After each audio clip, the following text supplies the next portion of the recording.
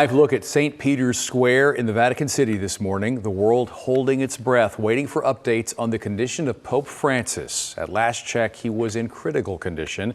Now, in their latest update, doctors at the Vatican say Pope is still in critical condition and blood tests show signs of early kidney failure. However, they do say he is alert and they have not had any further respiratory crises like the one he suffered Saturday, to report that put the Catholic world on alert.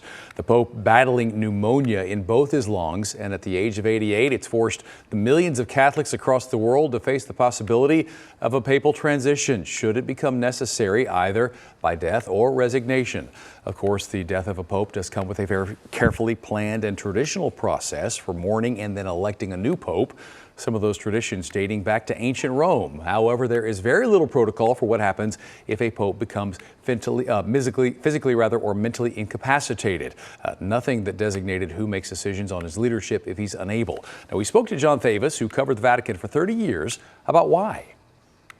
People still fear it would diminish the Pope's authority by putting conditions on the office of the Pope, which, as you know, traditionally has been for life.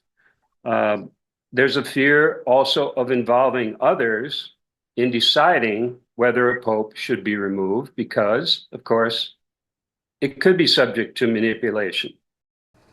There has been some speculation that Pope Francis might resign to prevent such a scenario. His predecessor, Pope Benedict, the first pope to resign in nearly 600 years, and he did so citing poor health. If Pope Francis passes, a cardinal with deep ties to North Texas will take on a big role. Cardinal Kevin Farrell spent almost a decade as bishop of the Dallas diocese. He now works directly with Pope Francis. If the Pope passes away, Cardinal Farrell would take charge of the Vatican until a new pope is chosen.